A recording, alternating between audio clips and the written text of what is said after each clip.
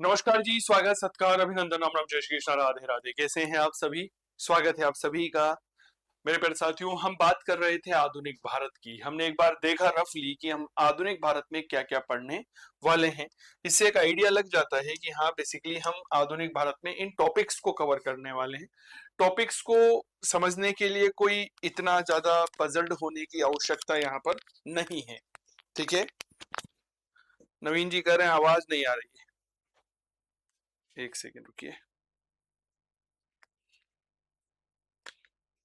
आवाज का इश्यू है, एक सेकंड का समय दीजिए। हेलो, आवाज का इश्यू, आवाज तो आ रही है, सब कुछ क्लियर है नवीन भाई? All okay, please refresh.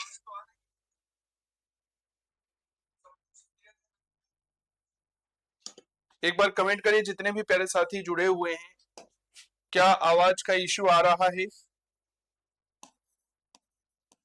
बताइए।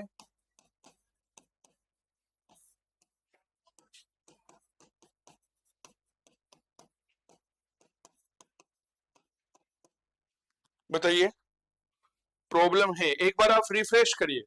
हमारे यहाँ से इस तरह की कोई इश्यू नहीं है, मेरे यहाँ सब कुछ ओके है। नवीन जी, प्रॉब्लम है, एक बार आप रिफ्रेश करिए। देखिए, हमारे कोई यहाँ पर समस्या नहीं है, एक बार आप रिफ्रेश करिए। ठीक है भाई, चलिए, बिल्कुल ओके है। धन्यवाद सुनीता आपका, बहुत बहुत धन्यवाद। चलिए फटाफट से जुड़ जाइए। तो मेरे प्यारे साथियों, हमने बात करी आधुनिक भारत के इतिहास के संदर्भ में कि हमने क्या क्या चीजें हैं और किस तरह से हमने पढ़ा कि मूल रूप से आजकल एक नया अध्याय जन्म ले रहा है जिसे हम कहते हैं आजादी के बाद का भारत। धन्यवाद गीता, बहुत बहुत धन्यवाद। चलिए, तो मेरे प्यारे दोस्तों, फिर हमने एक तरीका आपको बताया कि मुगल 1707 में कमजोर हो जाते हैं, उत्तरकालिक मुगलों की बात करते हैं, पतन आता है मुगलों का। फिर यूरोपियन भारत आते हैं, यूरोपियन में शक्तिशाली ब्रिटिश थे, इन्होंने भारतीयों का शोषण प्रारंभ किया, इसके विरोध में आंदोलन हुआ और इसे ही हम स्वतंत्रता आंदोलन कहते हैं। क्या ये बात क्लियर हो गई? स्वतंत्रता आंदोलन मूल रूप से तीन भागों में बांटा गया, उदारवादी, उग्रवादी और गांधीवादी। ठीक है, अब जब यूरोपियन आए तो इसके पहले उत्तरकालिक मुगल, यूरोपियन का भारत आगमन, ब्रिटिश शक्तिशाली थी तो ब्रिटिश सर्वोच्चता का विकास, ब्रिटिश नीतियों का प्रभाव, क्षेत्रीय शक्तियां, संवैधानिक विकास, शिक्षा, प्रेस, सामाजिक धार्मिक सुधार आंदोलन, जन आंदोलन, 1857 की क्रांति, आजादी के बाद का भारत। तो ये मूल टॉपिक होते हैं। ठीक है, स्वागत मंजू आपका। अब हम बात कर रहे थे यूरोपियन का भारत आगमन। देखिए, जब भी यूरोपियन के भारत आगमन की बात आती है, ठीक है, तो हमने कल भी परिचर्चा की कि सबसे पहले पढ़ा जाता है पुर्तगालियों को। ठीक है, डचों को पढ़ा जाता है, अंग्रेजों को पढ़ा जाता है, डेन्स पढ़े जाते हैं, डेन्स यानी कि जो डेनमार्क के रहने वाले थे, और फ्रांसीसियों को पढ़ा जाता है। ठीक है, तो ये बात याद रखिएगा। तो भारत आने वाले यूरोपियंस में दो तीन बात यहां पर समझिएगा। सबसे पहले एक बात याद रखिएगा, 5 देश थे या 5 कंपनियां थी। ठीक है, बहुत अच्छे से इन बातों को समझिएगा। कभी कभी क्या होता है, मैं आपको एक बात बताता हूं, इतना सरल सवाल पूछ लिया जाता है कि वो हमसे गलत हो जाता है ना? भारत आगमन वर्ष, कि यह भारत कब आए, बहुत अच्छे से समझिएगा। भारत आगमन वर्ष, है ना? कभी कभी एक बहुत साधारण सा सवाल पूछ लिया जाता है कि जो ये यूरोपियन कंपनियां हमारे देश में आई थी, इनका सही क्रम क्या था। ठीक है, चलिए सब, सबसे पहले हम कहते हैं कि सब पुर्तगाली हमारे भारत में आते हैं। ठीक है, सब आए जो आए, अब क्या कर सकते हैं भाई, कुछ तो किया ही नहीं जा सकता। फिर आखिरकार पुर्तगाली कब आए थे? तो पुर्तगालियों के बारे में कहा जाता है कि 1498 ईस्वी में यह पुर्तगाली जो है वह हमारे देश में आए थे। ठीक है, पुर्तगालियों के बाद आए डच। कहां के रहने वाले थे? याद रखिएगा, होलैंड के रहने वाले थे। ठीक है, डच। ठीक है, पुर्तगालियों के बाद कौन आए? डच आए, 1595 में आए थे।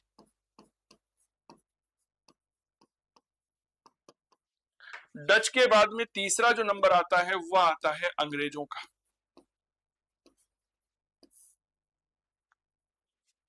कौन आए थे? अंग्रेज आए थे। क्लियर? चलिए देखिएगा, अंग्रेज कहाँ के रहने वाले थे, तो इसमें कोई दो राय नहीं है कि ये ब्रिटेन के रहने वाले थे। ये बात याद रखना। भारत में सबसे लंबे समय तक जिन्होंने शासन किया था वो अंग्रेज थे, लेकिन अंग्रेज तीसरे नंबर पे आए थे, जो आए थे लगभग लगभग 1608 ईस्वी के आसपास की ये घटना है। ठीक है, चलिए इसके बाद हम देखते हैं हमारे यहाँ पर जिन्हें हम कहते हैं डेंस। डेंस कहाँ के थे, तो याद रखिएगा यह डेनमार्क के रहने वाले थे। ठीक है, डेंस कहाँ के थे, याद रखिएगा डेनमार्क के रहने वाले थे। लगभग लगभग 1616 ईस्वी में यह भारत आए। 1616 ईस्वी में यह भारत में प्रवेश करते हैं। और सबसे लास्ट में आए फ्रांसीसी। फ्रांसीसी है ना, फ्रांसीसी कहाँ के थे, फ्रांस के रहने वाले थे। यह 5वें नंबर पर सबसे लास्ट में आए थे। लगभग लगभग 1664 के आसपास की यह घटना है। क्या ये बात क्लियर हो गई? कब की घटना है जी? लगभग लगभग 1664 ईस्वी के आसपास की घटना थी। ठीक है, चलिए अब ये कोई इतना बड़ा रॉकेट साइंस नहीं है, लेकिन यहाँ पर जो हमसे क्रम पूछा जाता है वो ये पूछा जाता है कि इनके भारत आगमन का क्रम क्या था। यूपीएससी लेवल तक में ये सवाल पूछा जा चुका है। क्या ये बात क्लियर हो गई? तो ये बात याद रखिएगा, पुर्तगाली, डच, अंग्रेज, डेंस, फ्रांसीसी। सबसे पहले पुर्तगाली आए थे, फिर डच आए उनको मोटिवेट होकर के, अंग्रेज आते हैं तीसरे नंबर, फिर डेंस आए और फिर कौन आए थे, फ्रांसीसी आए थे। अगर मैं इन्हें याद करवाने की कोशिश करूं तो हम ये जानते हैं कि पुर्तगाली जो है वह सबसे पहले आए थे और सबसे बाद में गए थे। फिर डच आए, यह 2 अक्षर का नाम है। अंग्रेज तीसरे नंबर पे आए थे, भाई साहब बीच में आए थे अंग्रेज। ठीक है, अंग्रेजों के आगे 2 अक्षर है, पीछे 2 अक्षर है, तो ये हो गए डेंस। क्या बात क्लियर हो गई? और ये फ्रांसीसी हो गई। फुटबॉल में सबसे महत्वपूर्ण 2 देश कौन कौन से? अरे बताओ, पुर्तगाल है या नहीं है? रोनाल्डो, क्रिस्टियानो रोनाल्डो यही का है ना? हाँ या ना का जवाब दीजिए फटाफट से, ऐसे ही सीखेंगे इतिहास को। क्रिस्टियानो रोनाल्डो कहाँ का है? पुर्तगाल का है। फुटबॉल का सबसे बड़ा देश मान के चलिएगा अर्जेंटीना के बाद, लियोनेल मेसी के बाद में सबसे बड़ा देश है पुर्तगाल, सॉरी पुर्तगाल। ठीक है, क्या बात क्लियर हो गई? और फ्रांस, अब्बापे, एक और फुटबॉल का बड़ा खिलाड़ी अब्बापे, वो फ्रांस सबसे लास्ट में आया था। क्या बात? अंग्रेज बीच में आए थे, वैसे ना बीच में बोले आराम करेंगे जी, मौज करेंगे। उनके ऊपर 2 अक्षर, नीचे 2 अक्षर, डच 2 और डेंस 2.5, 2 अक्षर प्रेम के। ठीक है, तो पुर्तगाली, डच, अंग्रेज, डेंस और फ्रांसीसी। क्या याद हो गई क्या? बताओ ना,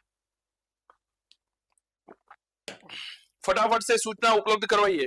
क्या याद हो गई क्या? हाँ या ना का जवाब दीजिए, है ना? बताइए सबसे पहले कौन आया? पुर्तगाली।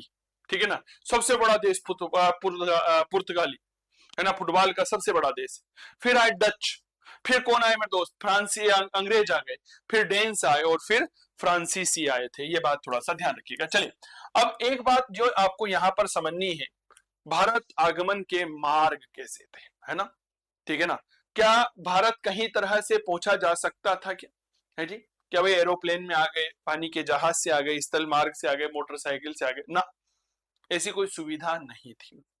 बेसिकली भारत आने का केवल 2 ही मार्ग हुआ करते थे। अगर मैं आपको एक नक्शे के माध्यम से बताऊं तो मुझे लगता है कि शायद आप बहुत अच्छे से समझ जाएंगे। समझिएगा, ये कौन सा देश है बताइए? तो ये आप कहेंगे सर ये हमारा यूरोप है। ठीक है, यहां पर ये अफ्रीका, अरे बोलो, ये हमारा प्यारा Bharat, it is called India. ठीक है, समझ में आ रही है?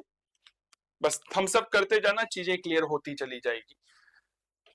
क्या इस समय तक हमारे पास स्वेज नहर की जैसी कोई स्थिति है क्या? हाँ या ना का जवाब दीजिए।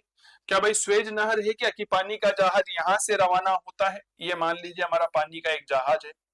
ठीक है, ये क्या है? पानी का जहाज है।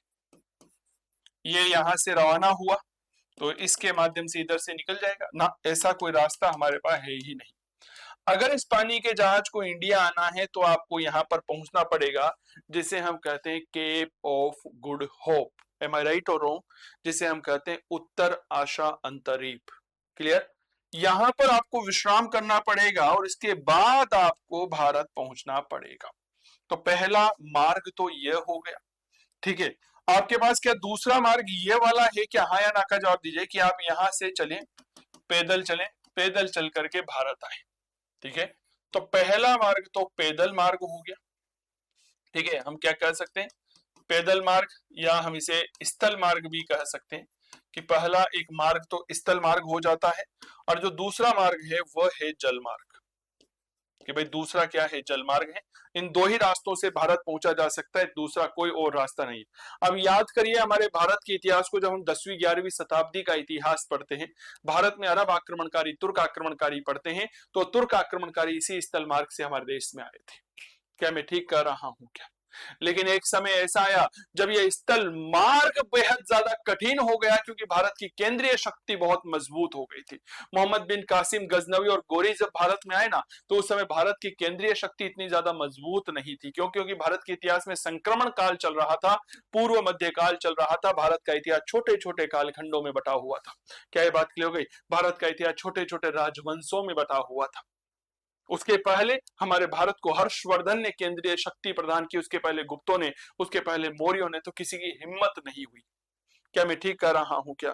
उसके पहले, मौर्यों के पहले मगध साम्राज्य था, और मगधों में सबसे कमजोर माने जा सकते हैं नंद राजवंश, इसीलिए यहां पर सिकंदर भारत में आक्रमण करता है। क्या यह बात क्लियर हो गई क्या?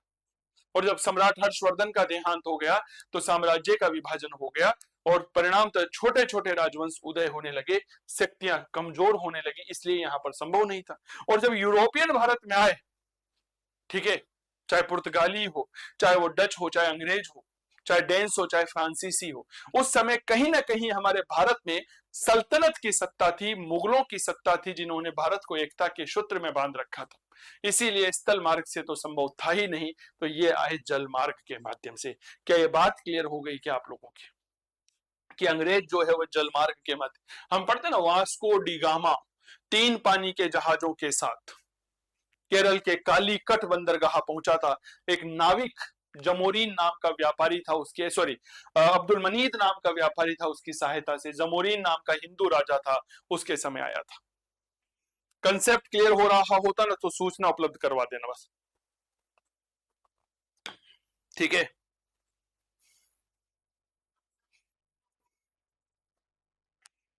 ये चीजें याद होना चाहिए कि आखिरकार यह मार्ग स्थल मार्ग से क्यों नहीं आए थे। तो इन्होंने कौन सा मार्ग चुना था? जल मार्ग चुना था। क्लियर? चलिए आगे बढ़े। Very good.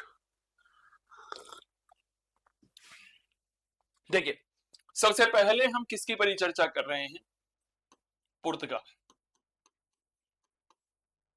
पुर्तगाली लिख सकते हैं, है ना? पुर्तगीज इन्हें कहा जाता है, इसमें कोई दो राय नहीं है, ठीक है। क्या कहा जाता है? पुर्तगीज कहा जाता है, ठीक है। क्या अगर मैं ऐसा कहूं कि पुर्तगाली भारत में आने वाले पहले यूरोपियन थे और सबसे बाद में जाने वाले यूरोपियन थे, यानी कि सबसे पहले भी भारत आए थे 1498 में, और सबसे लास्ट में गए थे 1961 ऑपरेशन विजय के माध्यम से, जब भारत में इनसे इन्हें खदेड़ा गया था, ठीक है। जब भारत में से इन्हें क्या किया गया था? याद रखना, खदेड़ा गया था पुर्तगाली, ठीक है। चलिए, तो एक लाइन सबसे पहले लिखें,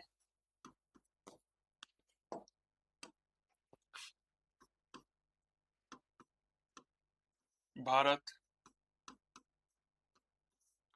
आने वाले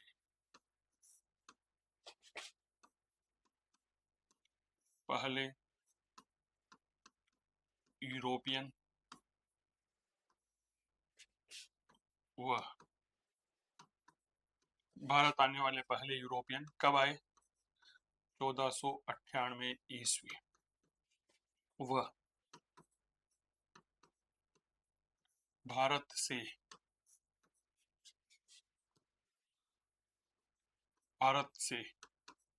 सबसे अंत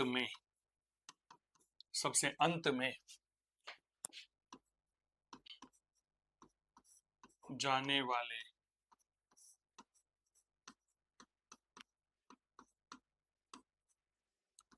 यूरोपियन कब गए? 1961 ईस्वी। बताओ किसके माध्यम से गए थे? तो याद रखना, ऑपरेशन विजय। यह मैं आपको पढ़ाऊंगा जब हम आधुनिक भारत की परिचर्चा करेंगे, ठीक है। लीजिए सब, क्लियर? लिख लीजिए यहां तक, ठीक है। लिखिए मानचित्र।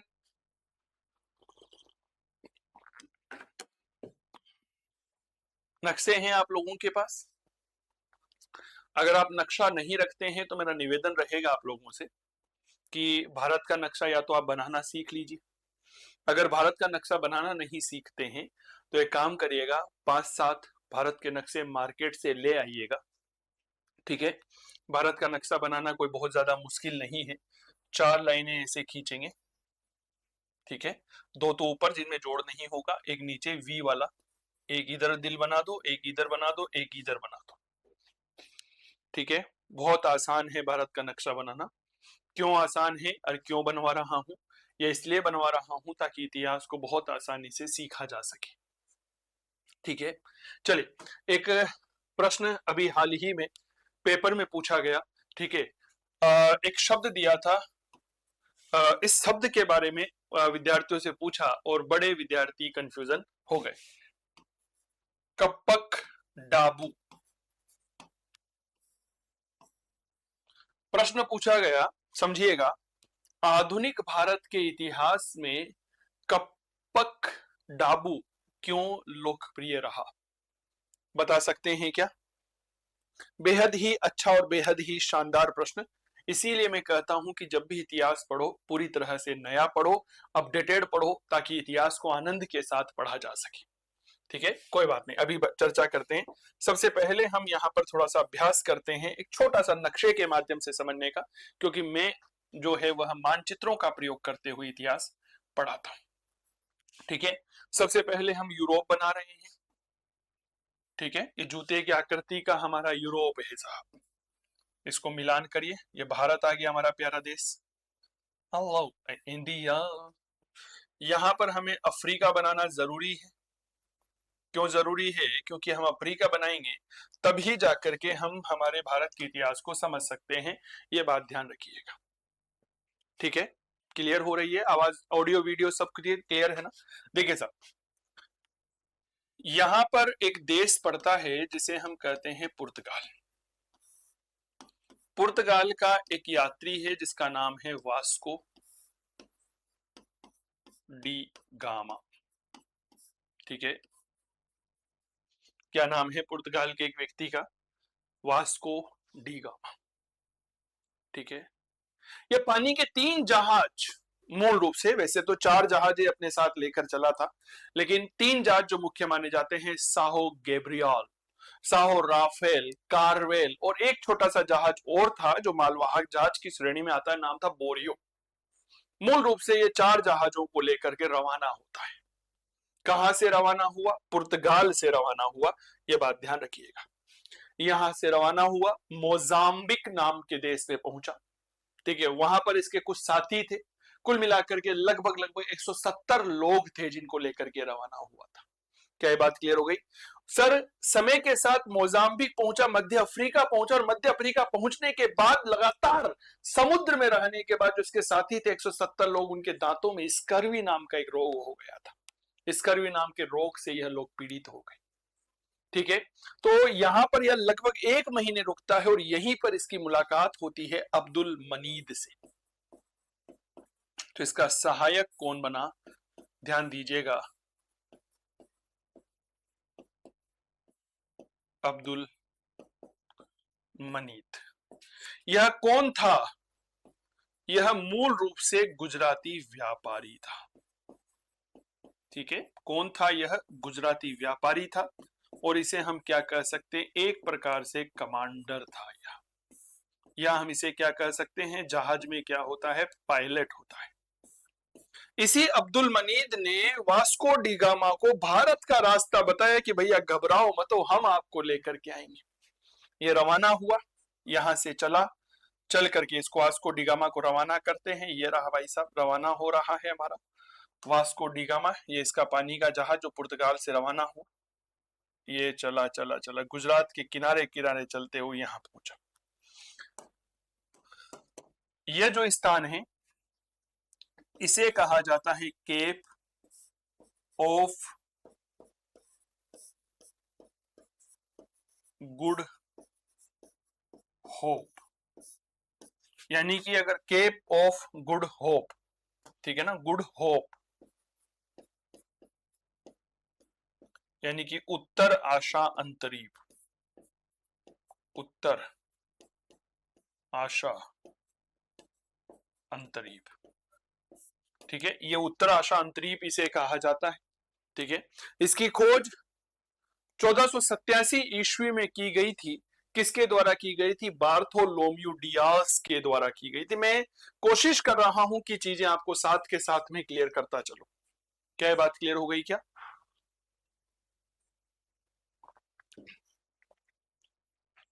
ठीक है, कोशिश कर रहा हूं कि चीजें साथ के साथ में ही क्लियर करता चलो। खोज बताओ भाई कब? 1487 ईस्वी में। किसने किया? बार्थोलोम्यू डियास के द्वारा। बार्थोलोम्यू डियास ने इसकी खोज की थी। ठीक है, कब की थी? 1487 में। कोई समस्या नहीं भाई साहब। यहाँ पहुंचे, खाना वाना खाया, पूरी सब्जी चीमी कचौरी खाई, मौज करी, थोड़ा सा 3 महीने तक जो है वो आराम फरमाया। और इसके बाद इसने कहा वास्को डी गामा, भाई Abdul Manit, now I want to see the India, where is India? Abdul Manit ने कहा ठंड रख, लेके चल रही मोटा भाई, लेके चल रही। यहां से ये रवाना हुए और रवाना होकर के पहुंचे मेरे दोस्त धीरे धीरे धीरे धीरे धीरे केरल।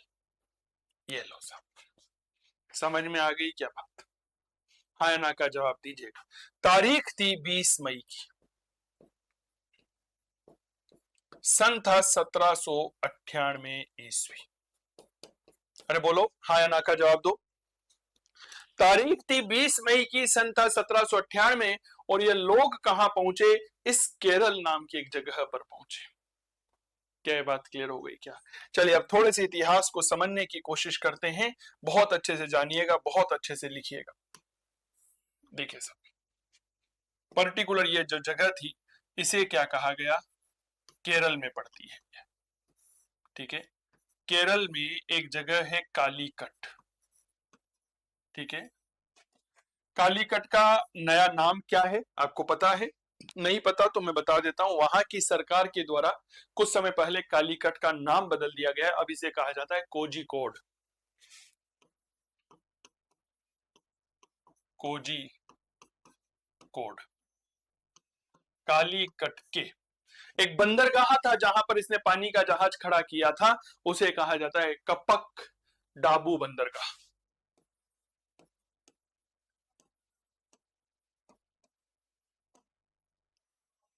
डाबू बंदरगाह पहुंचा। ये लो सब।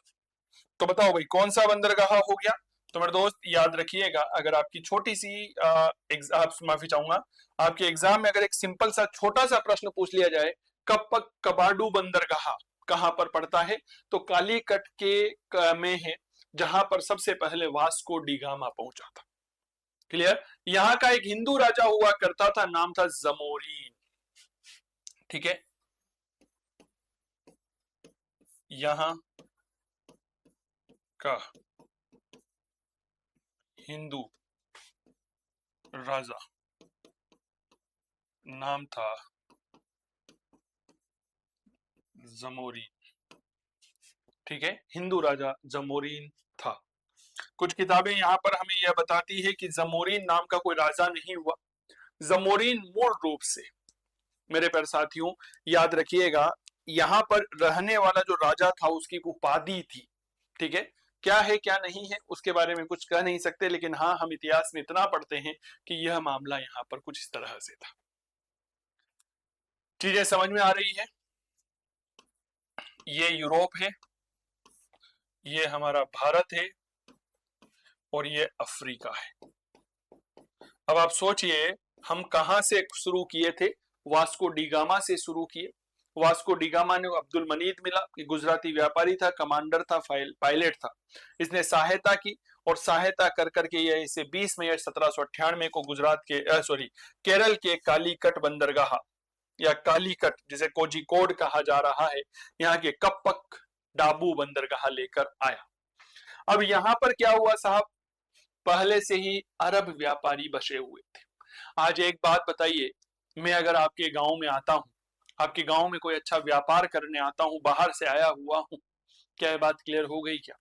ठीक है, तो वहां के स्थानीय व्यापारी मेरा विरोध करेंगे नहीं करेंगे?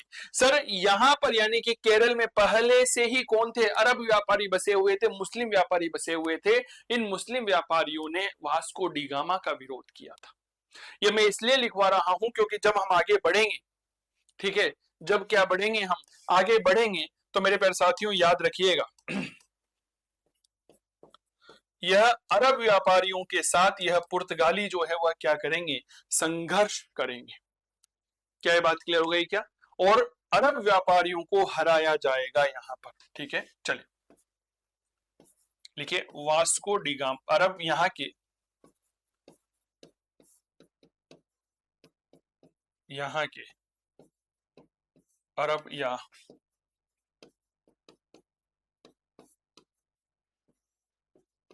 मुस्लिम व्यापारियों ने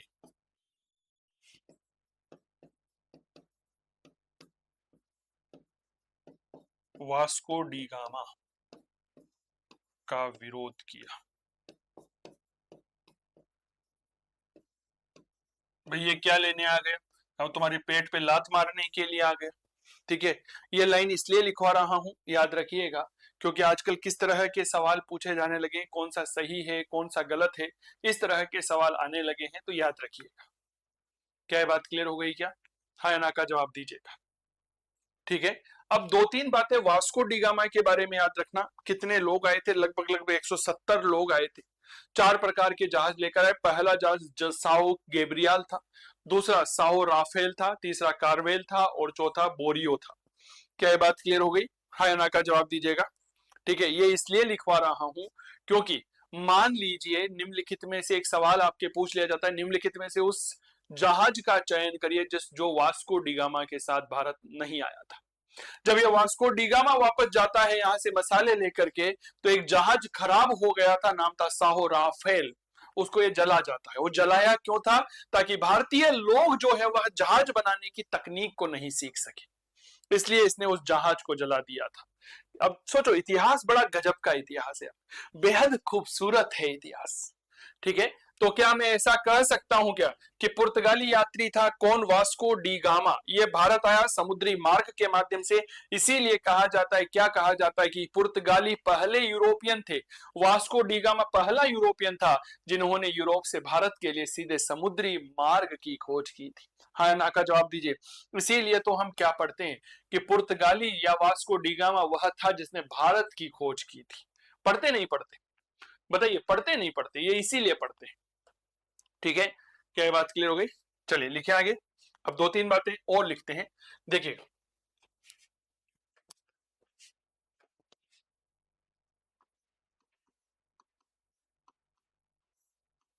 वास्को डी गामा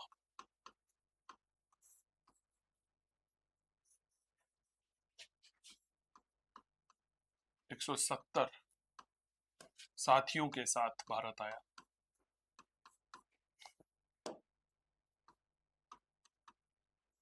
साथियों के साथ भारत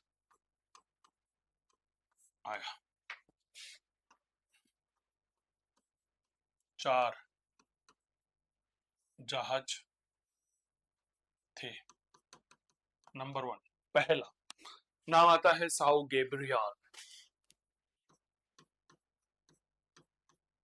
साहू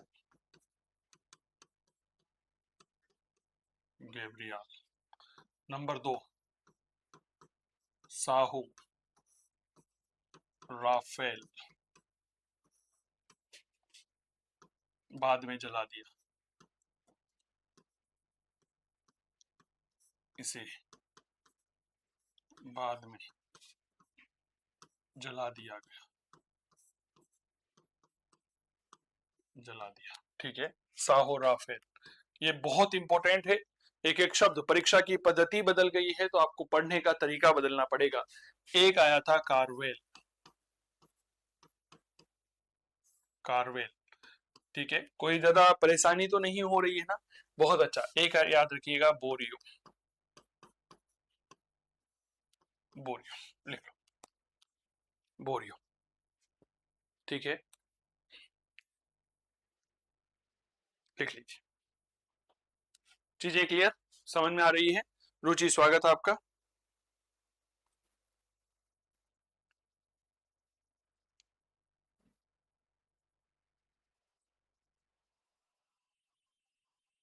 बहुत सुंदर,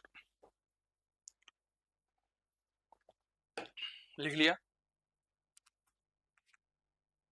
ठीक है, चलिए एक लाइन और लिखिए। यह पहला यूरोपियन था जिसने यूरोप से भारत हेतु सीधे समुद्री मार्ग की खोज की। सीधे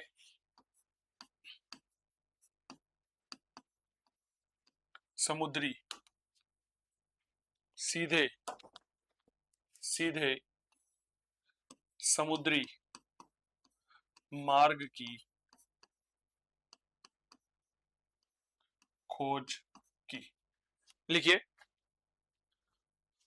वास्को डी गामा पहला यूरोपियन था जिसने यूरोप से भारत हेतु सीधे समुद्री मार्ग की खोज की। ठीक है, चल, ठीक है, पहला यूरोपियन था यह। ठीक है, हाँ या ना का जवाब दीजिएगा।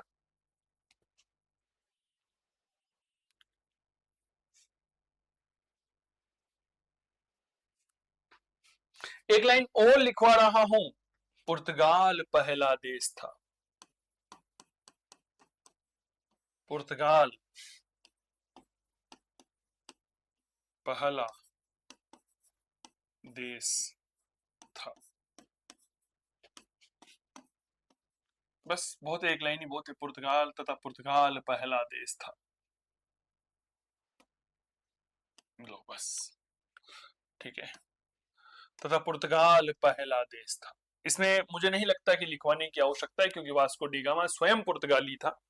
ठीक है, पुर्तगाल पहला देश था।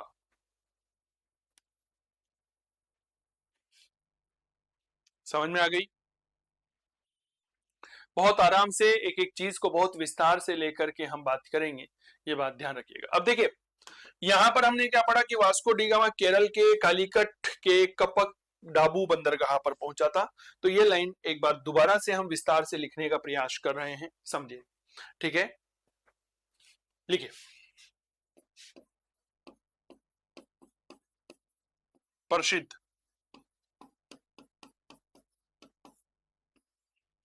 पुर्तगाली यात्री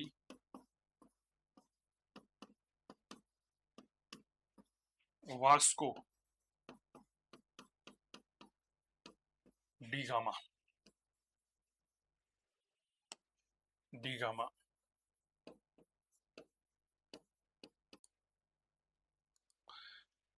चलिए जी, बहुत सुंदर, आ जाइए, वीडियो भी आ रहा है। ठीक है, ठीक है, ओके, नो प्रॉब्लम। देखिए, तो बेसिकली हमने क्या लिखा कि पुर्तगाली व्यापारी था वास्को डी गामा, गुजराती व्यापारी अब्दुल मनीद की सहायता से कहां पर आया? यह केरल के कालीकट तट पर पहुंचा। बंदरगाह का नाम हम पहले लिख चुके हैं, तो मुझे नहीं लगता कि दोबारा लिखवाने की आवश्यकता है। यहाँ का एक हिंदू शासक था, नाम था जमोरीन। यह बात अलग से हाईलाइट कर कर लिखिएगा कि जमोरीन जो है ना, यह उपाधि थी। क्या ये बात क्लियर हो गई क्या? हाँ या ना का जवाब दीजिए। जमोरीन जो है ना, यह एक उपाधि थी। इसने इसका स्वागत किया कि भाई साहब वेलकम, आपका स्वागत है, वेलकम टू इंडिया मेरे दोस्त। वास्को डी गामा ने मजो आ गयो जी, मजो आ गयो, खाई करो भाई, गजब मजा आ गया। तो वास्को डी गामा अब क्या किया इसने? इसने मेरे प्यारे साथियों यहां से मसाले लेकर के गया, और मसाले लेकर के इसने अपने घर, जहां पर इसका पुर्तगाल में घर था, उस घर के बाहर बैठ कर किसने दुकान लगाई, नारा दिया, मसाले ले लो मसाले, हम लाए हैं भारत से मसाले। भाई साहब 1 रुपए का मसाला 60 रुपए में बिका, यानी कि 60 गुना फायदा हुआ। पुर्तगाली शासक एमेनुअल इससे बड़ा प्रसन्न हुआ। क्या बात क्लियर हो गई? और उसने इसे जो है वाणिज्य प्रधान की उपाधि प्रदान करी। क्या बात क्लियर हो गई? कौन सी उपाधि प्रदान की थी? वाणिज्य प्रधान की उपाधि प्रदान करी। ठीक है, लिखिए।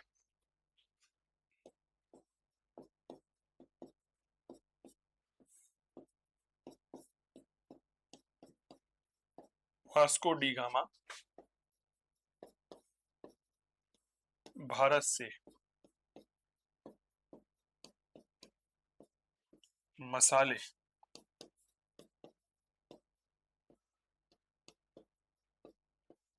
लेकर गया। ठीक है,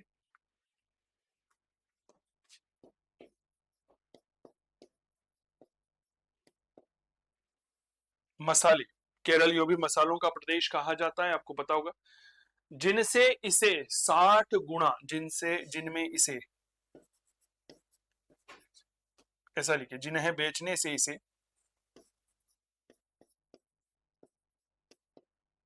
जिन्हें बेचने से इसे 60 गुना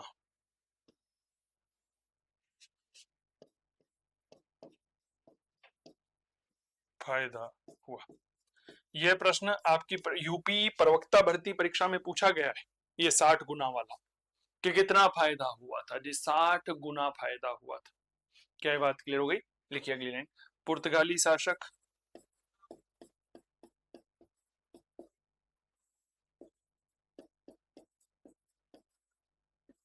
शासक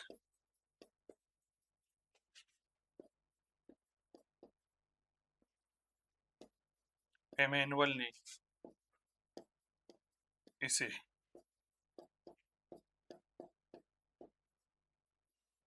वाणिज्य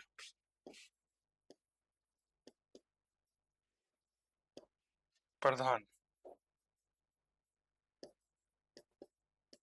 की उपाधि प्रधान की। लिखो,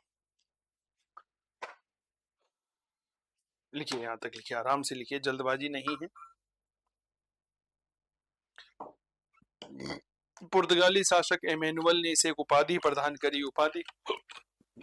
उपाधि का नाम था वाणिज्य प्रधान। ठीक है,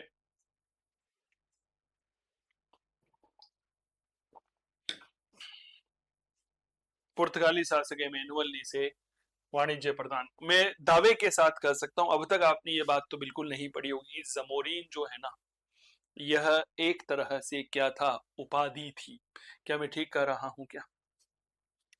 अब आप कल्पना करें, एक छोटी सी बात मैं आपको समझाता हूं। मान लीजिए पुर्तगाल है, पुर्तगाल की क्या है? यह सड़क है। ठीक है, और यहां पर यह वास्को डी गामा है। ठीक है, वास्को डी गामा है, और ये वास्को डी गामा यहाँ पर ठेला लगा करके मसाले बेच रहा है भारत के। ठीक है, if you want Indian spices then please come here and take it, ले जाइए, यहाँ पर से मसाले ले जाइए। भाई साहब सैकड़ों लोग आ गए, क्योंकि उन्होंने कभी मसालों का स्वाद चखा ही नहीं था। क्या ये बात क्लियर हो गई कि हाँ या ना का जवाब दीजिए। सैकड़ों लोग आ गए, किसके पास आ गए? वास्को डिगामा के पास मसाले लेने। 1 गुना से लेकर के 60 गुना तक फायदा हुआ, यानी कि यहां से 1 रुपए का ये लेकर गया था, इसने वहां पर 60 रुपए का देखा। इतनी सारी भीड़ देख करके वास्को डिगामा के जो पास सामने वाला घर था, जहां पर रहा करता था क्रेबेल, क्या नाम था रहने वाले का? पेट्रो अल्वारेज क्रेबल रहा करता था। क्रेबल की पत्नी यह सब देख रही थी। इस तरह से मेरे एक्शन देखिएगा सर, थिएटर में काम किया हुआ है तो उसका फायदा आपको मिलना चाहिए। इस तरह से खड़ी होकर के बालकनी में, यह रेलिंग लगी हुई है बालकनी में, क्रेबेल की पत्नी है, ये रही पत्नी दो चोटी वाली, ये देख रही है, झुकी हुई है, ये क्या चल रहे? Oh my God, Crabel, come here, see the rush on Vasco da Gama's house. तुम उसके घर पे भीड़ देख रहे हो क्या? ये क्या कर रहा है? पता करके आओ फटाफट। क्रेबेल भागा भागा गया। वास्को भाई क्या कर रहे हो? बोला जी इंडिया गया था, मसाले लेकर आया हूँ, 60 रुपए 60 गुना फायदे में बेच रहा हूँ। क्रेबेल भाई पड़ोसी थे, मजा आ गया। उसने क्रेबेल आया भागा भागा पत्नी को बताया, हे देवी वो मसाले बेच रहा है। Oh my God. भाई साहब क्रेबेल की पत्नी ने उठाया जूता, क्रेबेल को दे दे दे, क्यों? जाओ मसाले लेकर आओ। तो क्रेबेल जो है यह दूसरा पुर्तगाली था जो वास्को डिगामा के बाद भारत आया था। समझ में आ गई क्या बात? हाँ या ना का जवाब दो। क्रेबेल जो है यह दूसरा पुर्तगाली था जो वास्को डिगामा का फायदा देख करके भारत आया था और भारत से मसाले लेकर गया। क्रेबेल की पत्नी ने कहा था कि वास्को डिगामा 4 जहाज लेकर गया था ना, साओ गैब्रियल, साओ राफेल, कार्वेल और बोरियो, तुम 13 जहाज लेकर के जाना। कितने जहाज लेकर के जाना? 13 जहाज लेकर के जाना। क्या बात क्लियर हो गई क्या? हाँ या ना का जवाब दो। तो 1500 ईस्वी में वास्को डिगामा के बाद में भारत आने वाला पुर्तगाली कौन था? क्रेबेल था। मैं आपको एक फोटो दिखाता हूं। मजा आ रहा है नहीं आ रहा? एक बार सूचना उपलब्ध करो, ईमानदारी से बताना मुझे।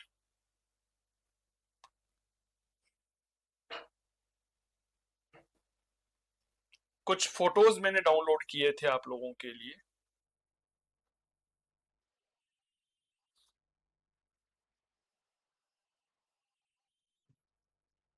यूरोपियन कंपनीज,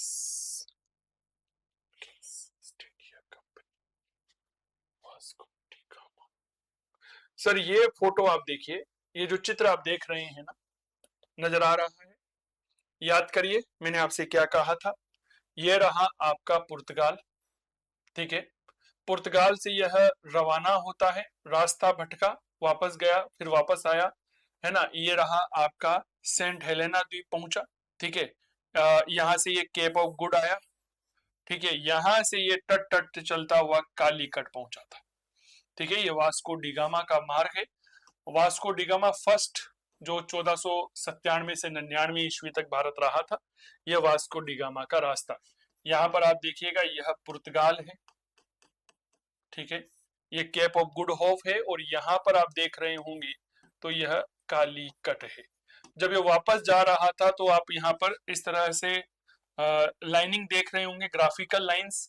इसका मतलब है कि इसका जहाज जो है वह समुद्र में, एक तरह से जो समुद्री तूफान होता है ना, उसमें फंस गया था और लगभग लगभग 54 दिनों तक, मतलब 2 महीना मान के चलिए, 2 महीने तक इसका जहाज जो है वह समुद्र में हिचकोले खाते रहा था, है ना? ऊपर नीचे ऊपर नीचे ऊपर नीचे ऊपर नीचे, ठीक है? फिर बड़ी मुश्किल से यह मेडा यहाँ पर पहुंचा, मोगाडिशु पहुंचा।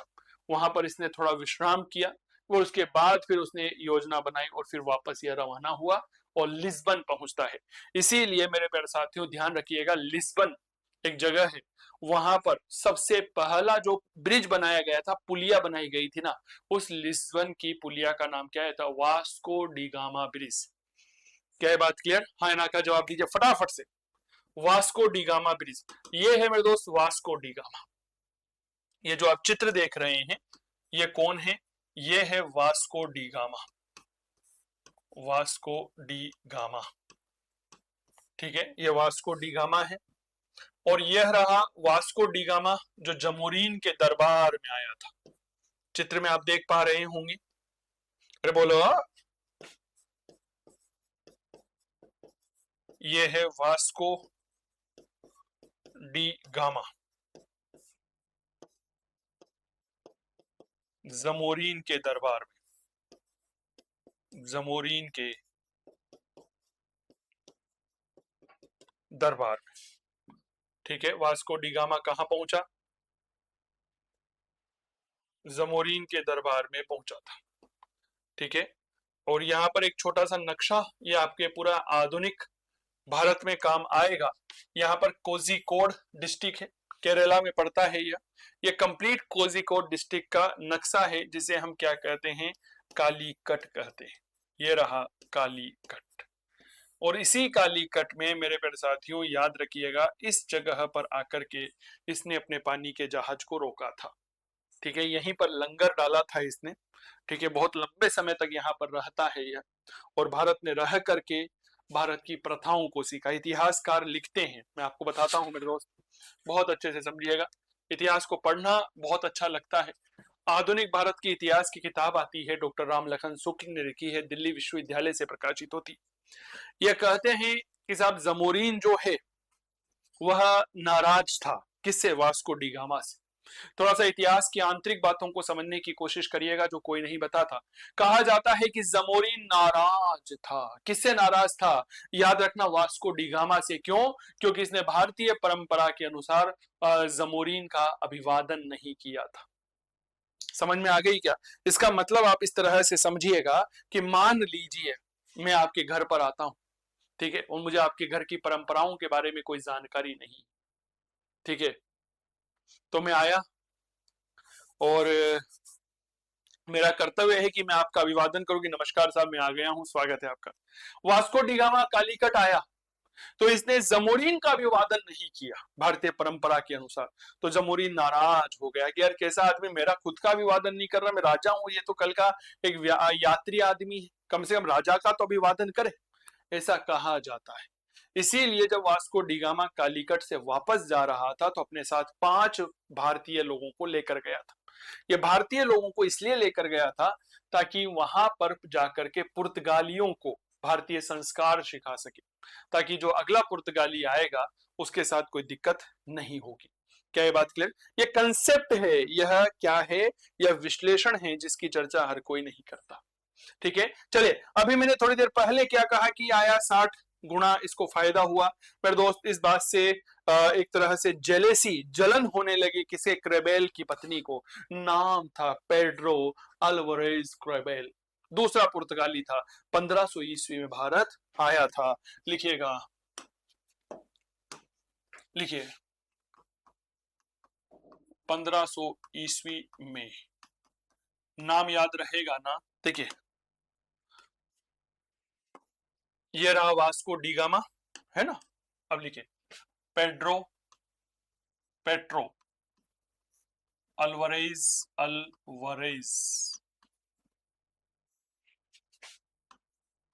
क्रेबल। आप तो केवल क्रेबल याद रखेंगे तब भी हमारा काम चल जाएगा।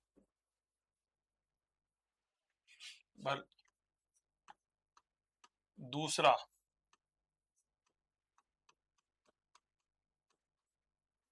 पुर्तगाली था जो भारत आया, क्योंकि रास्ता पता चल चुका था साहब, है ना? उसी रास्ते के थ्रू यह भारत आया। कितने जहाजों में आया था? 13 जहाज आए थे, है ना?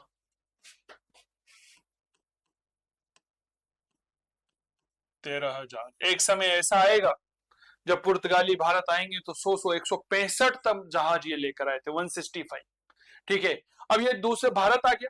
अब भारत आकर के याद करिए, अरब व्यापारी, क्या अरब व्यापारियों ने, मान लीजिए आपके एक प्रश्न पूछ लिया जाए, ठीक है, कि निम्न कथनों पर विचार करें। वास्को डी गामा भारत आने वाला पहला पुर्तगाली था, पहला कथन। दूसरा कथन, यह गुजराती व्यापारी अब्दुल मनीद की सहायता से भारत आया था। तीसरा कथन, यह केरल पहुंचा। और चौथा कथन, पुर्तगाली व्यापारियों ने इसका कोई विरोध नहीं किया, सॉरी, अरब व्यापारियों ने इसका कोई विरोध नहीं किया। बताइए 4 में से कौन सा गलत होगा? चौथा गलत होगा ना, कि भाई हाँ, अरब व्यापारियों ने इसका कोई विरोध नहीं किया था ना, विरोध किया था, ये रहा, अरब व्यापारियों ने इसका विरोध किया।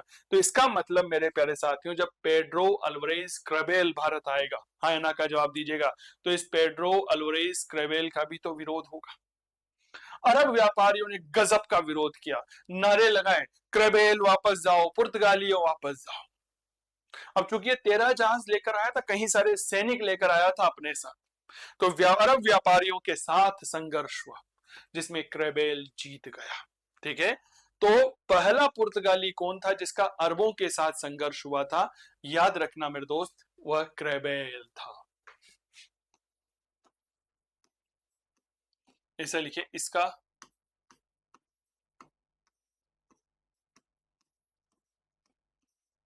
अरब व्यापारियों के साथ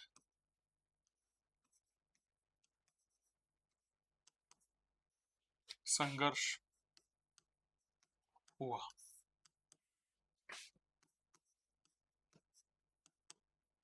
जिसमें यह जीत गया। ठीक है, इस प्रकार। चलो, ये लाइन लिखवाने की आवश्यकता है क्या? हाँ, मुझे ना जवाब दीजिए कि साहब ये पहला पुर्तगाली था जिसने भारत में अरब व्यापारियों को हराया। लिख लो, यह इस प्रकार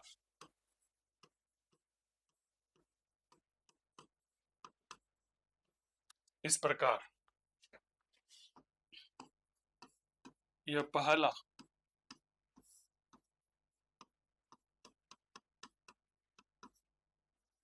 पुर्तगाली था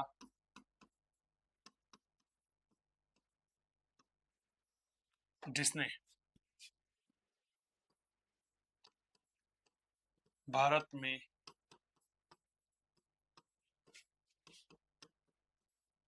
अरबों को हराया, भारत ने अरब व्यापारियों को हराया, अरब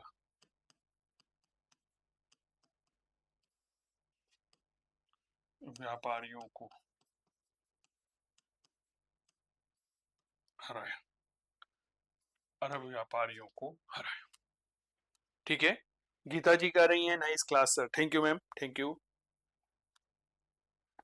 ठीक है, चलिए, बहुत बढ़िया। एक बार नक्शे को देखिए, यहाँ पर आपको कुछ चीजें नजर आ रही होगी। ठीक है, यहाँ पर कोची नजर आ रहा है, यहाँ पर कन्नूर नजर आ रहा है ना, बस आसपास ही है। सबसे पहले कन्नूर है, देन कालीकट है, देन कोचीन है।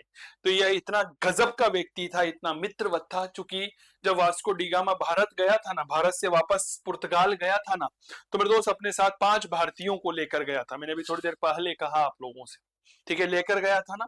उन 5 भारतीयों ने पुर्तगालियों को भारतीय संस्कार सिखाया। बोला जी घबराना नहीं है, तुम पुर्तगाल जब भारत जाओगे ना, तो एक काम करना, हाथ वाथ मिलाना, हाथ जोड़ना, पांव पड़ना, कुछ भी करना, पर भारतीय परंपरा को निभाना। तो ये क्रेबेल जब भारत आया तो इसने कोचीन और केन्नानूर के जो शासक थे उनसे मित्रता स्थापित कर ली। लिखिए, इसने कोचीन व केन्नानूर के शासकों से मित्रता स्थापित की।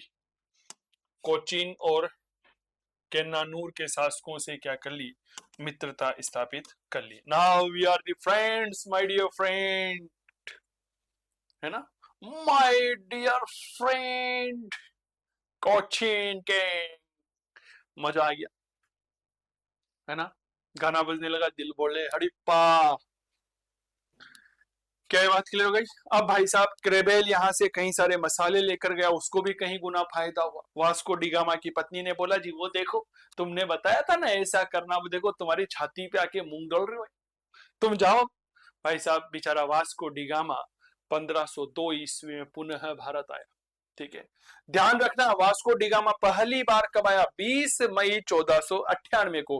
दूसरी बार कब आया? 1502 में। और तीसरी बार आया 1524 में। जून के महीने में आया। लू लगी, और लू लगने की वजह से दिसंबर 1524 में, एक उदाहरण दे रहा हूं, दिसंबर 1524 में कोच्चि में इसकी क्या हो जाती है? मृत्यु हो जाती है। क्या बात क्लियर हो गई? तो लिखिए 1502 ईस्वी में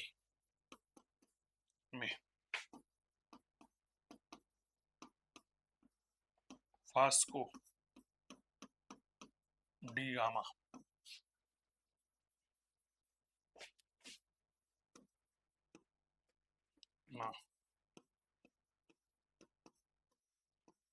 दूसरी बार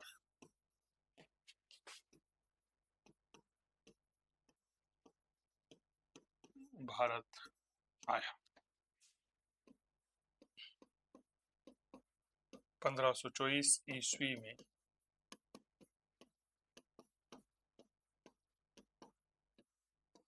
तीसरी बार भारत आया, और इसी वर्ष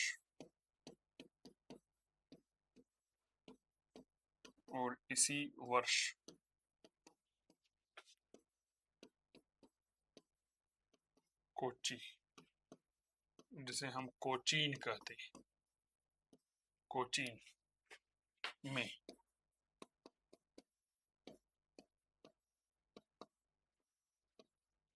इसकी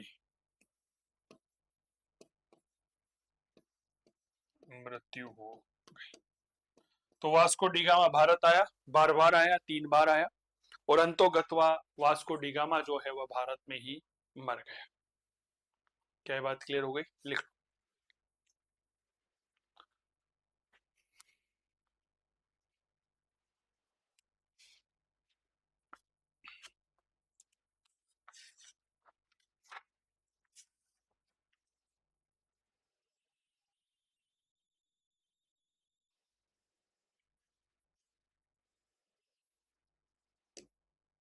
ठीक है, क्लियर। वास्को डिगामा पहुंचा तो भाई साहब एक नाम आया, अल्बुकर्क। ठीक है, अल्बुकर्क 1503 में आया। याद रखना, अल्बुकर्क मूल रूप से एक यात्री की हैसियत से 1503 में आया था, लेकिन पुर्तगाली गवर्नर बनकर के जो है वो 1509 में आएगा। क्या ये बात क्लियर हो गई क्या? हाँ या ना का जवाब दीजिए। अल्बुकर्क एक ऐसा पुर्तगाली था जो पहले तो एक यात्री के तौर पर भारत आता है। कब आता है? 1503 में आता है, लेकिन गवर्नर के रूप में जो है 1509 में आएगा। क्या ये बात क्लियर हो गई? हाँ या ना का जवाब दीजिएगा। तो लिखिए 1503 ईस्वी में पुर्तगाली यात्री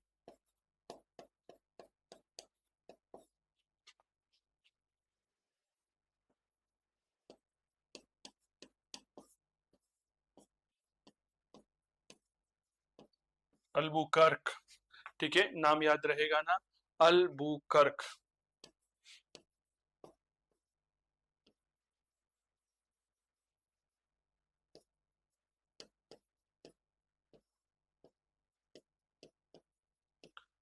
याद रखना यह अभी गवर्नर नहीं है।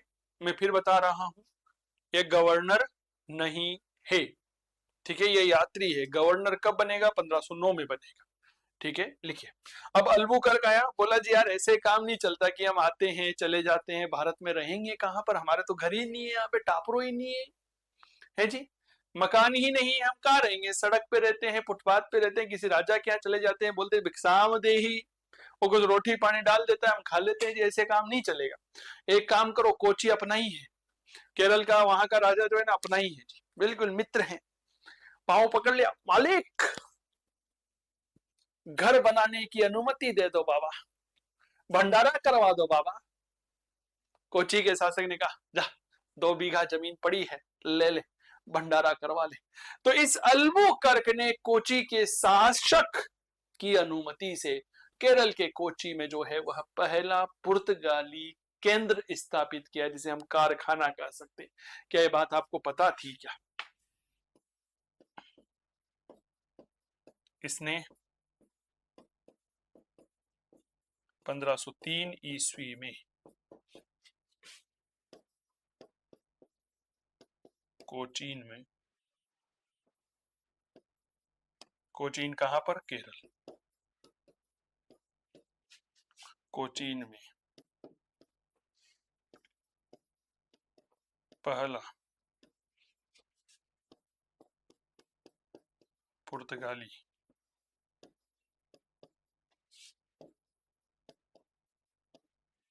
कारखाना यानी कि केंद्र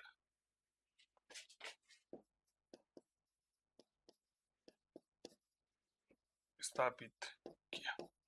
ये लो सर।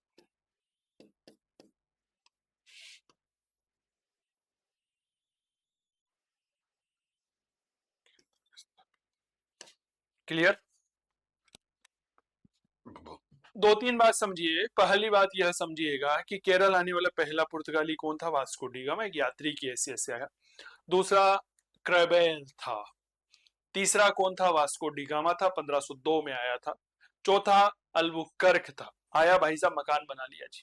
ठीक है, तो इसके पहले किसी ने भी कार्य नहीं किया था, इसीलिए कहा जाता है कि भारत में पुर्तगाली शक्ति की वास्तविक नींव डालने वाला कौन था? अल्बुकर्क था। इसलिए अल्बुकर्क को, इसलिए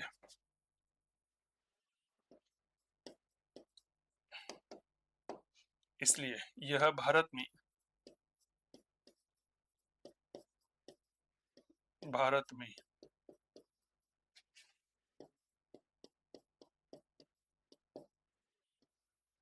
पुर्तगाली शक्ति की नींव डालने वाला, भारत में पुर्तगाली शक्ति जो है, ठीक है, इसकी नींव डालने वाला, इसलिए भारत में पुर्तगाली शक्ति की नींव डालने वाला, पुर्तगाली शक्ति की वास्तविक नींव लिखेंगे तो ज्यादा शब्द ठीक रहेगा। लिखिए, पुर्तगाली शक्ति की वास्तविक नींव स्थापित की थी। इसलिए इसे भारत में पुर्तगाली शक्ति की वास्तविक नींव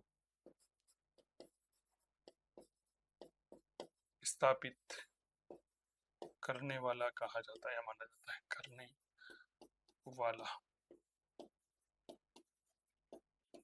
माना जाता है। लिख लो, माना जाता है।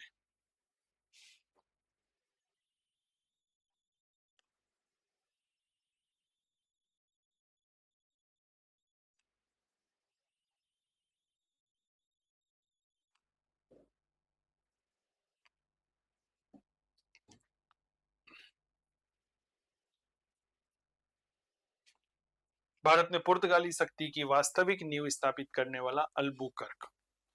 उम्मीद करता हूं यहां तक चीजें आपके क्लियर हो गई होगी। ठीक है, ध्यान रखना, दो ऐसे प्रदेश कोचीन और केन्नानूर, जिसे कन्नूर भी कहा जाता है। ठीक है, तो यह दो केंद्र थे, कन्नूर कहा जाता है, जहां पर मेरे प्यारे साथियों महत्वपूर्ण केंद्र स्थापित हुए थे। ठीक है, चीजें क्लियर? चलिए, तो अभी आज की इस कक्षा को यहीं विराम देते हैं। कल पुनः इसी समय आपके साथ चंदू सर की क्लास के मंच पर वापस मुलाकात करेंगे। तब तक जय हिंद, जय भारत। मस्त रहिएगा, स्वस्थ रहिएगा, तंदुरुस्त रहिएगा, करते रहिएगा इतिहास की बात चंदू जैन के साथ। आज हमने जो पढ़ा है वो मैं बता दूं कि 5 देश थे जो भारत आए। सबसे पहले पुर्तगाली 1498 में, डच 1595, अंग्रेज 1608, डेन्स 1616, फ्रांसीसी 1664। कहां से आए थे? जलमार्ग के माध्यम से आए थे। पुर्तगाली भारत आने वाले पहले यूरोपियन और भारत में जाने वाले सबसे लास्ट वाले अंत में यूरोपियन, ऑपरेशन विजय के माध्यम से ये गए थे। पुर्तगाली यात्री था वास्को डी गामा, सहायक अब्दुल मनीद था। केप ऑफ गुड के माध्यम से 20 मई 1498 को भारत पहुंचा। भारत में कहां पर आया था? तो केरल के कालीकट या कोझिकोड के कप्पक डाबू बंदरगाह पहुंचा। हिंदू राजा जमोरीन था, यहाँ के अरब व्यापारियों ने इसका विरोध किया था। ठीक है, वास्को डिगामा 170 साथियों के साथ भारत आया था। 4 जहाज थे, साउ गैब्रियल, साउ राफेल, कार्वेल और बोरियो। अच्छा, कौन सा रोग हो गया था? तो याद रखना, स्कर्वी रोग। कौन सा रोग हो गया था? स्कर्वी रोग। कहीं पर लिख लो आराम से ताकि याद रहेगा, स्कर्वी रोग। ठीक है, इनमें साउ राफेल को जला दिया था, पहला यूरोपियन जिसने भारत से यूरोप से भारत हेतु सीधे जलमार्ग को खोजा, पुर्तगाल पहला देश। पुर्तगाली यात्री वास्को डिगामा गुजराती व्यापारी अब्दुल मनीद की सहायता से 20 मई 1498 को केरल के कालीकट तट पर पहुंचा। यहाँ के हिंदू शासक ने इसका स्वागत किया। वास्को डिगामा भारत से मसाले लेकर गया, जिन्हें बेचने से 60 गुना फायदा हुआ। पुर्तगाली शासक इमानुएल ने वाणिज्य प्रधान की उपाधि दी। मैंने पूरा रूट बताया, चित्र दिखाया। 1500 में पेड्रो अल्वारेज क्रेबेल दूसरा पुर्तगाली था जो भारत आया, 13 जहाज लेकर आया। अरब व्यापारियों से संघर्ष हुआ, यह जीता। इस प्रकार यह पहला पुर्तगाली था जिसने भारत में अरबों को हराया था। कोचीन के नानूर के शासकों से मित्रता स्थापित की। वास्को डिगामा दूसरी बार आया 1502 में, 1524 में तीसरी बार आया और इसी वर्ष कोचीन में देहांत हो गया। 1503 में पुर्तगाली यात्री अल्बुकर्क भारत आया और 1503 में ही कोचीन में पहला पुर्तगाली कारखाना स्थापित किया। बहुत आभार आप सभी का, कल पुनः मिलते हैं। जय हिंद, जय भारत, धन्यवाद।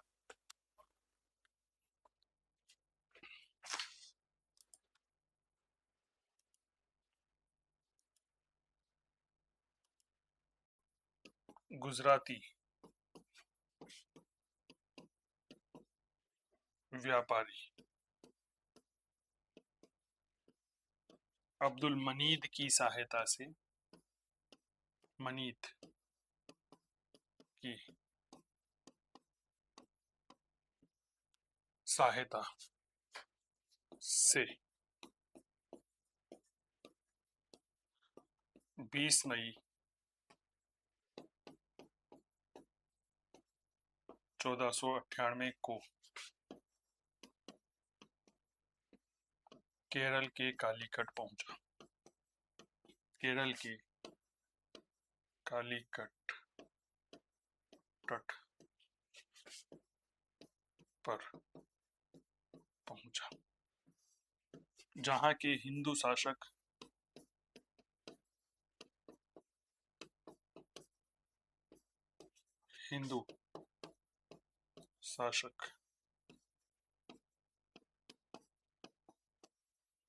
जमोरीन ने इसका स्वागत किया। इसका स्वागत किया। ठीक है, जमोरीन उपाधि है, यह उपाधि थी, यह उपाधि थी। ठीक है, यह उपाधि थी। कभी आपने, थोड़ा सा रुक जाइए, 1 मिनट रुकिए, रुक जाइए प्लीज, वेट, अभी क्लियर हो जाएगा।